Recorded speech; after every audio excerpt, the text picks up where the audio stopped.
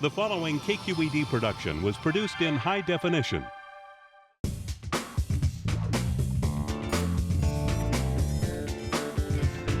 The beef torta was out of this world. I actually don't discriminate against pizza. This is a temple to red meat. Or like a meatball. We couldn't see it and we couldn't hear it. Whoa, I'm actually in San Francisco. This is amazing. Oh, bring me more.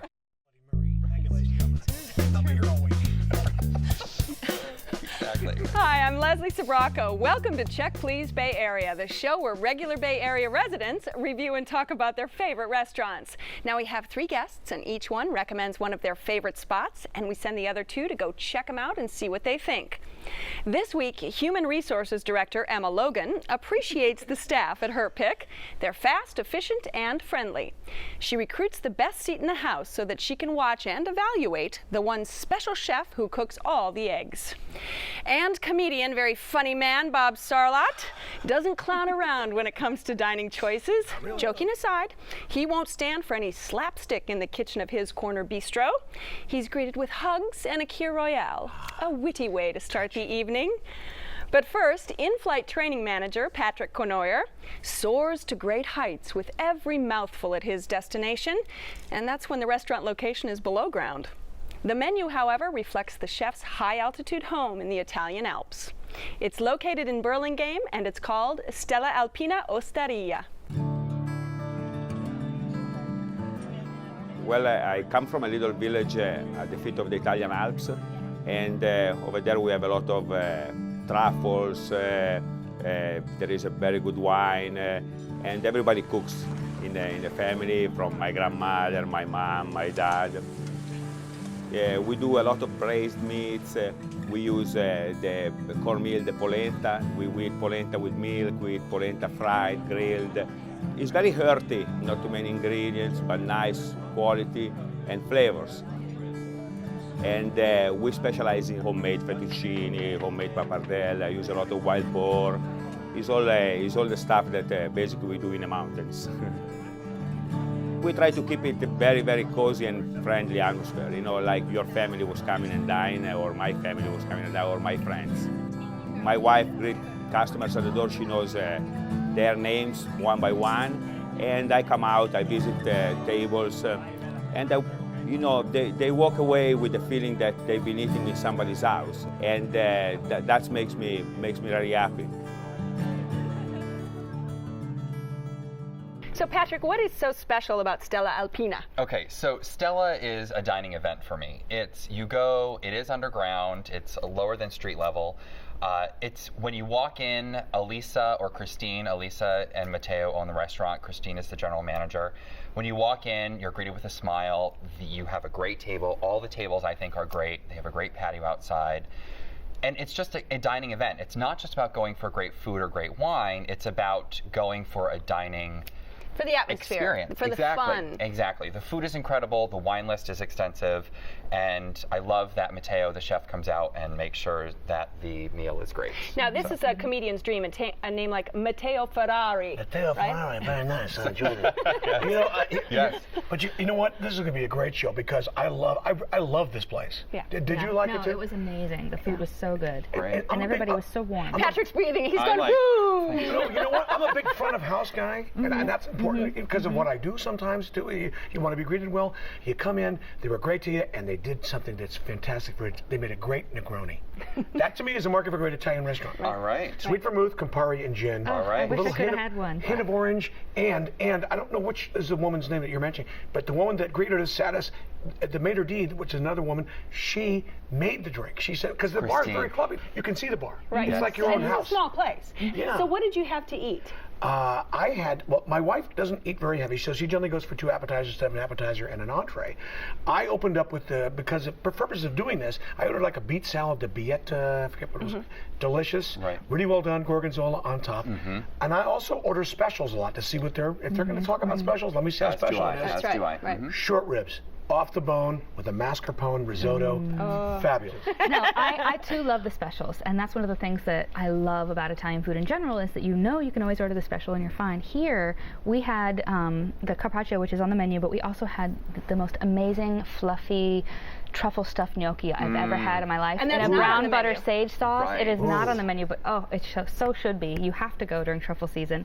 The gnocchi are sort of little potato clouds that exist in this pool of butter and crisp sage, and it was one of those dishes that I was sad I was sharing. And I got the bread out and I pulled the plate a little bit closer, and it was so good. And we had the velo sabbuco, velvety, falling off the bone, the special pasta, which was also amazing. And if you've ever made pasta, it's really hard to get at that consistency. So just overall fantastic. The one thing that was tough was that I drove and it was a stormy night, so I could not drink. That didn't stop me. That did not stop me.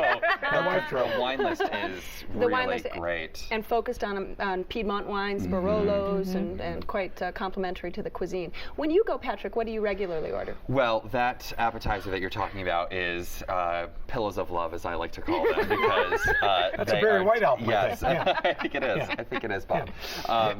But if it's not on the menu, they'll make it because I definitely love it. Their polenta gorgonzola. I also had the braised short ribs, which were incredible. Just off the bone. Just fell off the bone. Right. They have a rabbit, and I'm not a big rabbit fan, but they really do it very well. Their pasta dishes are excellent. They have a rigatoni, which we had, which has truffle oil as well too. And I'm kind of wary with truffle oil when I go to restaurants because I kind of can feel like it's trying to be a little too ostentatious, but they do it so well. And so those are the ones that I normally. The ossobuco is It's phenomenal. It is. Did you have desserts at all when you were there? Or? Yes, I did. I had the tiramisu. Oh, we did too. Which was really nice. It was not so heavy. It was a light tiramisu. That was in my notes. Exactly what I said. And it went so well with a cappuccino. My husband and I went to Italy on our honeymoon, and that's what this reminded me of. The cappuccino was spot on. The food was exactly the way it's supposed to taste. It's almost like you have an Italian grandmother, but not quite. And, Nonna. It was a great experience, and I felt like it was a really good value for the money. So that was a great thing too, because it felt like a special night out, but it didn't cost like a special night out. So. It used to be the old Alpine Inn, which many people knew as a landmark, and they still kept that stained glass window because Stella Alpina actually means Edelweiss. Right. So it's it kind of harkens back to the old Alpine. Why did they just say Edelweiss? It's easier to remember than it's a long name. It is. Stella Alpina Osteria. Exactly. I can remember it, I just can't pronounce it. That was the third place of the three we're talking about that I went to. And a lot of times you're going, I got to go out of town. And I'm a city guy. And I've eaten a lot of good Italian food. And a lot of times the prejudice might be, geez, it's going to be in Burlingame. How good of a place is it going to be? And it was fantastic. Great. Yeah. And you've been there regularly. Oh, because regularly. It's close to your office. Yes, and we've had corporate events there. I went there for dinner 12 nights in a row in December. 12 nights in a row. No kidding? All right, Patrick, this is your restaurant. Give us a quick summary. Okay, so if you want a dining event, go to Stella Alpina. It is great food, great service, great wine, great event. Okay, Emma? I thought it was great. It's really good Italian food served with a heart. So. And Bob? Nice attention to detail, good front of house service, terrific cocktail up front, made you feel like you wanted to spend a whole time there. It's a long time there. If you would like to try Stella Alpina Osteria, it's on Primrose in Burlingame. The telephone number is 650-347-5733. It's open for dinner Tuesday through Sunday. Reservations are recommended, and the average tab per person without drinks is around $30.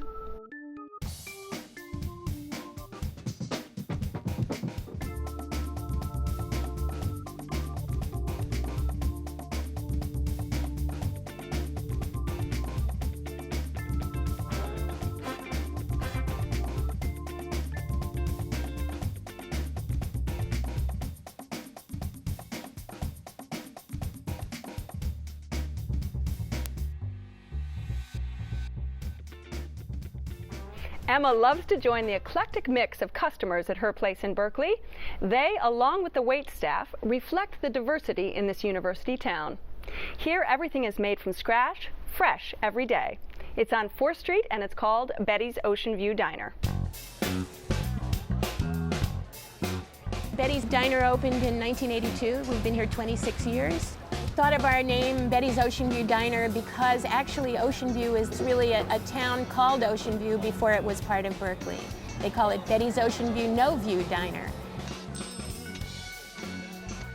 One of the reasons that I know we've become successful is because of our staff. We have people that have been here a really long time, the longest of which is Daryl, the chef, who's been here for 24 years. We like to think of our food as simple food that's carefully prepared, and when that comes to eggs, which are obviously very important to us, it means that we scramble our eggs soft and custardy, which I think really accentuates the basic flavor of the egg.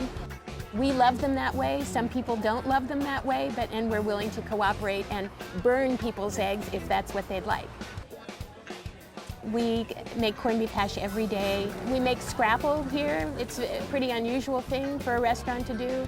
It's a Pennsylvania Dutch dish. And of course our souffled pancakes, for which we're very well known. All right, Emma, I love this. I mean, there's no ocean view at Bette's. Come on. What is this? There was a long time ago.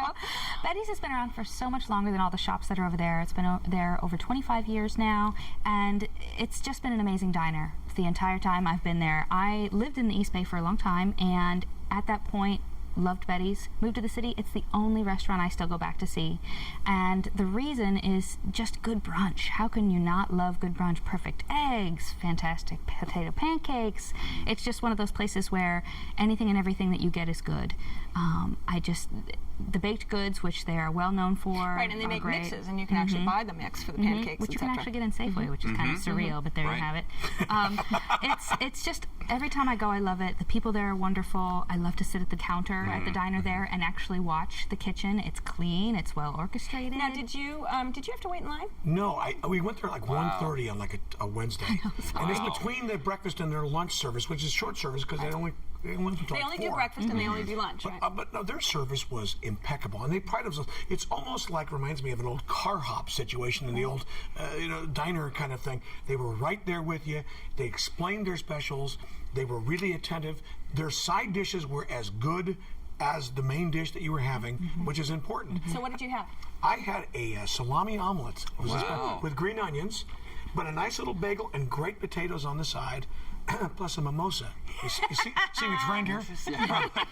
Their service is probably top 3 of any place I've ever been served at, because they are really just on you. Great eye contact when you come in, sit you. Really great service. Now he's quiet over here. Now you got to jump in here because I heard you say, "Wow." Yes. All right. So I'm new to the Bay Area. I've been here for about a year, so I know it's an institution here in San Francisco. We waited for an hour and 15 minutes, which I was prepared for because I went on the website. I went on a Sunday afternoon at noon, and I think it was great how the guy, his voice and him shouting out the names is a kind of a staple in that area, and I thought it was good. I felt a little rushed in it because, it is a diner. I will say that. It is a diner, and I felt it was very loud when we were there. On a Sunday afternoon, it is very loud.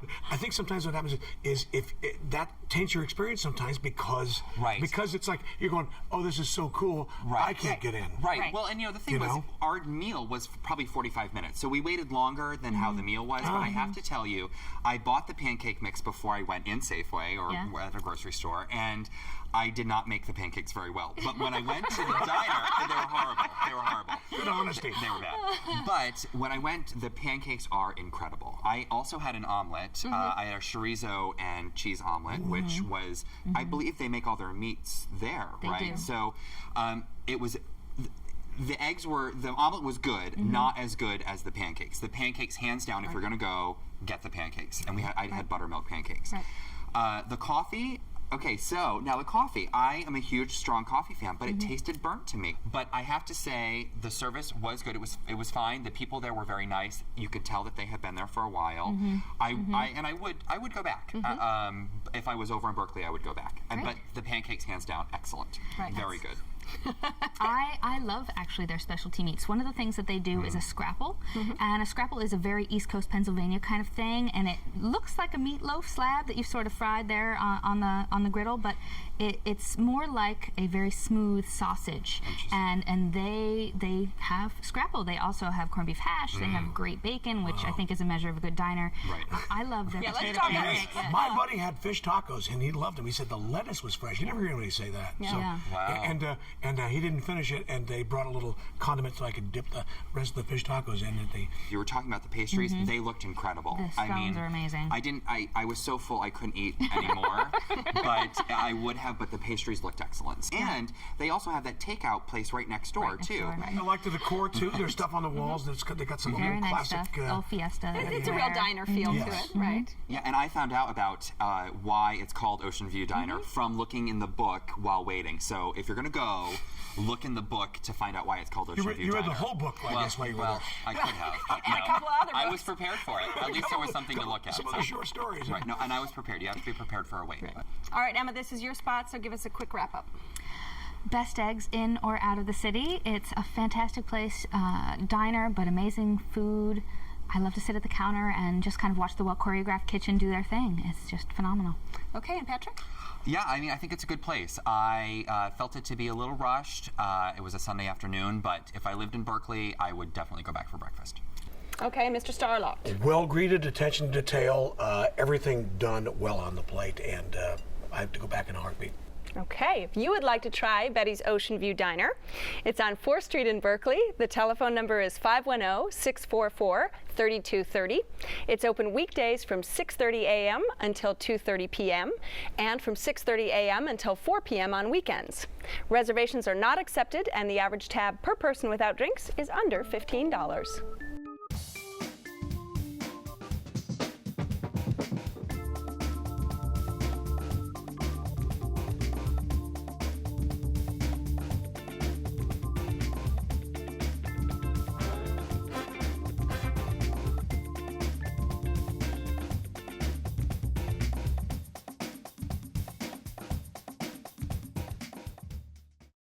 This ultra-charming bistro is the favorite hangout for Bob's entire family. It never fails to delight. From the first call for a reservation to the last sip of sauterne. It's on Dewey Boulevard in San Francisco, and it's called Chou Chou.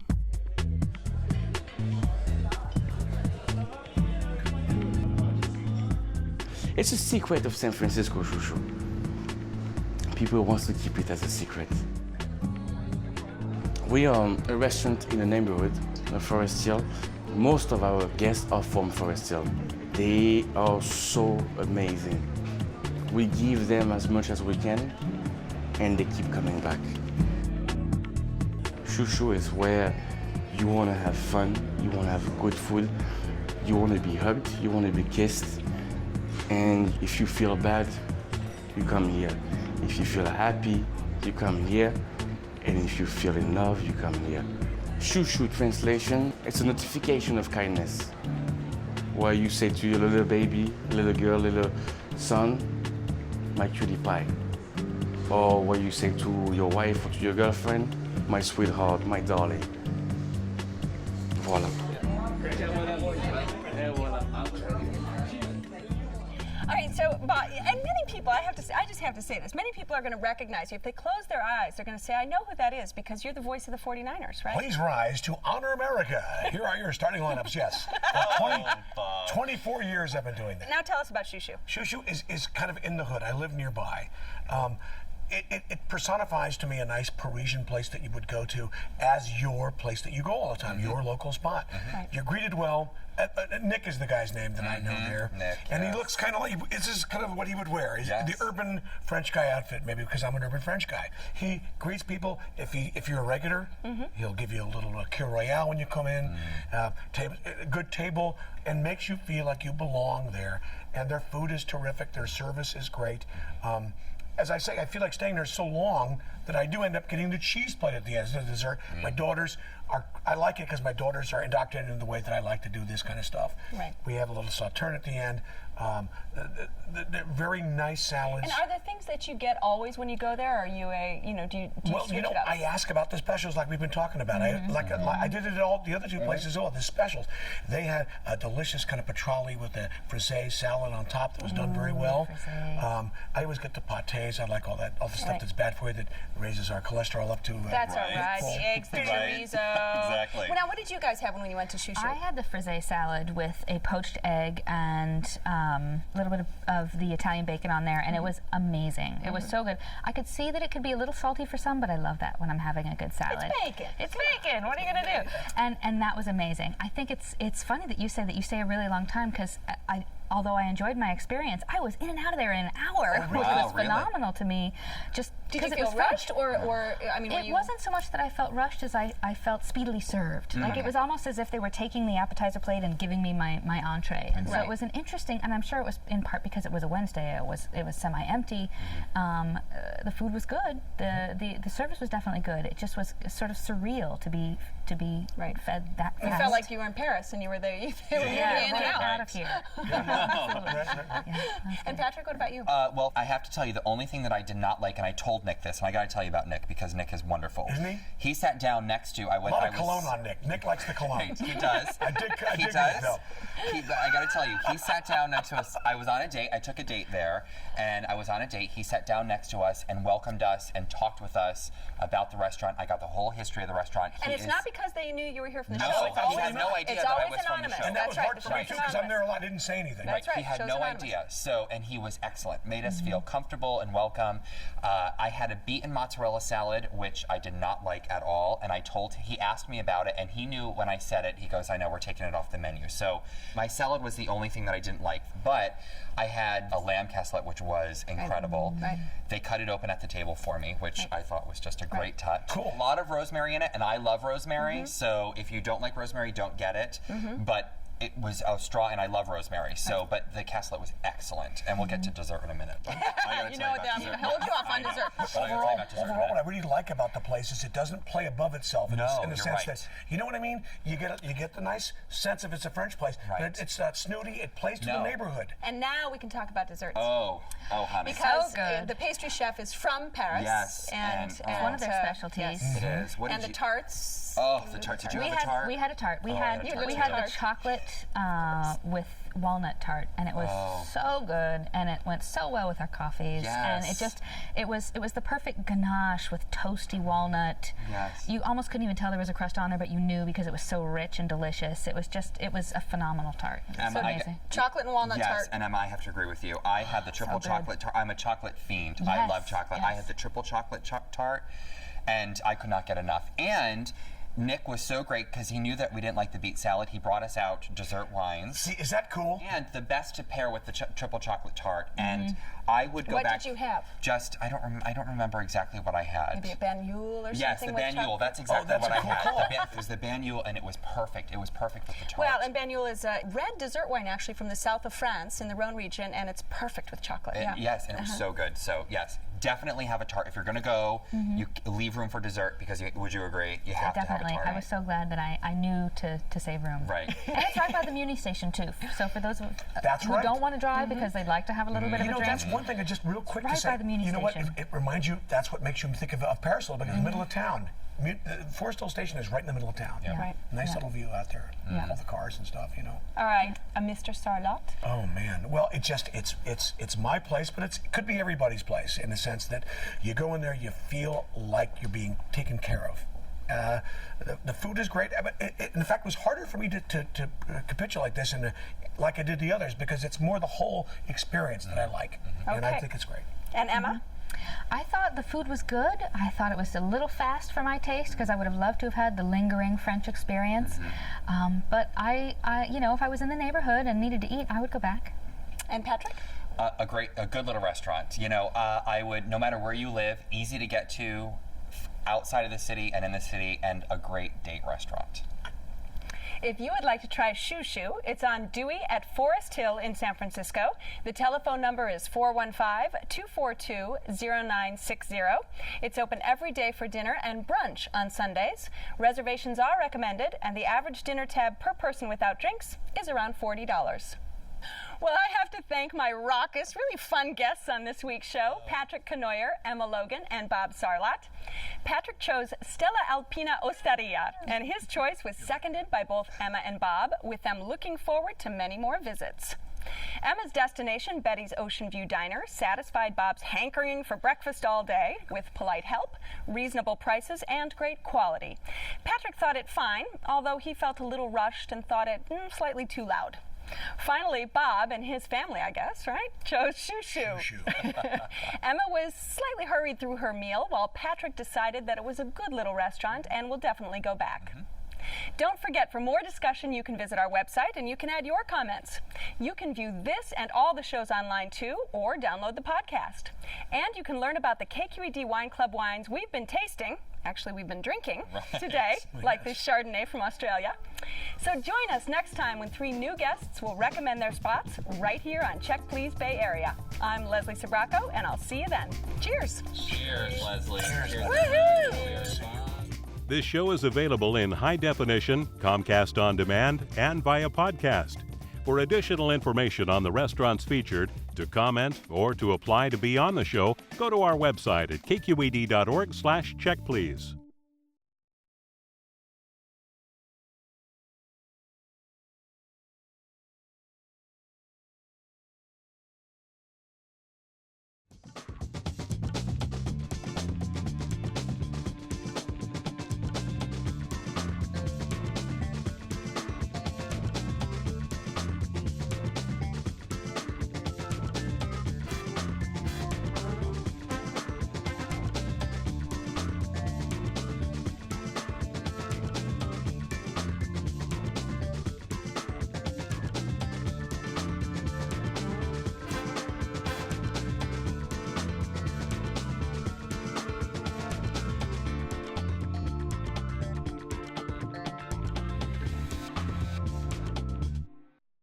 A KQED television production.